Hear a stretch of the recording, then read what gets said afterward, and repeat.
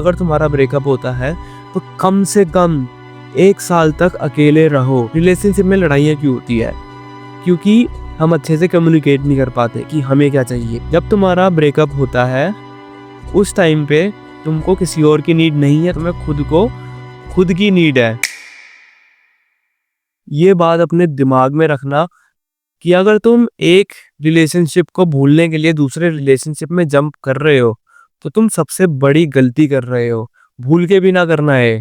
तुमको लग रहा होगा कि भाई मेरे को इससे मूव ऑन नहीं हो रहा, तो चल बाहर की वैलिडेशन लेके मैं इस दूसरे बंदे के साथ रिलेशनशिप में आ जाता हूँ, दूसरी लड़की के साथ रिलेशनशिप में आ जाता हूँ। नहीं, तुम नहीं उसको प्यार कर पाओगे, ना तुम उसको प्यार कर पाओगे, ना तुम खुद को प्यार कर पाओगे। तो उस लड़की की भी जिंदगी खराब करोगे, उसका भी टाइम वेस्ट करोगे, और सबसे मेन जो खुद का टाइम वेस्ट कर रहे हो तुम चाहे जो मर्जी कर रहे हो। एक बार तुमने इस लड़की से हटके तुम दूसरी लड़की के पास जा रहे हो तो तुम्हें क्या लगता है तुम उससे प्यार कर पाओगे? कभी नहीं कर पाओगे। ये बात तुम्हें समझनी पड़ेगी कि पहले तुमको खुद में फुलफिल होना पड़ेगा, खुद में तुमको खुश रहना पड़ेगा, ना तुम फिर दूसरे वाले को खुश कर पाओगे। अगर तुम खुद में खुश नहीं हो ना वो तुम्हें खुश कर पाएगा। तुम फिर बाहर की वैलिडेशन ही लेते रहोगे कि यार मेरी जिंदगी तो बड़ी खराब है यार, क्या करूं, चल इससे ही बात कर लेता हूँ, इससे देखता हूँ बात करके अच्छा लगता है कि नहीं, नहीं लगेगा तुमको अच्छा।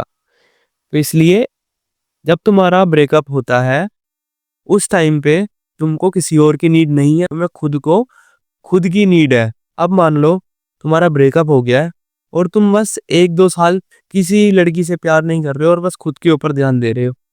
इस टाइम पे तुम्हारी ग्रोथ इतनी अच्छी होगी ना, क्योंकि भाई देखो जब हमारा ब्रेकअप होता है तब हम आधे टूट जाते हैं। वो वाला जो हमारा आधा पार्ट रहता है उसको फुलफिल हम खुद ही कर सकते हैं। और ये वाली मेरी तुम्हारे लिए एडवाइस भी है कि भाई अगर तुम्हारा ब्रेकअप होता है तो कम से कम 1 साल तक अकेले रहो।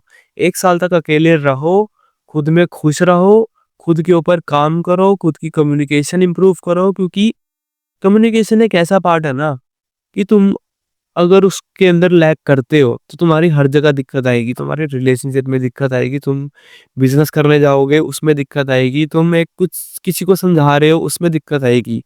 रिलेशनशिप में लड़ाइयाँ क्यों होती है?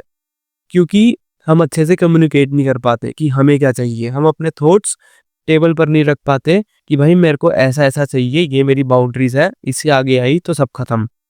ये हम कर ही नहीं पाते। तो इस चीज के ऊपर काम करो, अपनी कम्युनिकेशन के ऊपर। कम से कम खुद को 1 साल दो, और तब तक कोई लड़की से प्यार नहीं करना, कुछ नहीं करना। मजे करने हैं करो लड़कियों के साथ, बट प्यार ना करो इस टाइम पे। अगर तुमने प्यार कर लिया, तुम खुद में ही फुलफिल नहीं हो और तुम दूसरों से वैलिडेशन लोगे कि हाँ भाई मेरे को खुश कर दो आगे, क्यों करेगा वो तुमको खुश? क्या दे रहे हो तुम उसको ऐसा?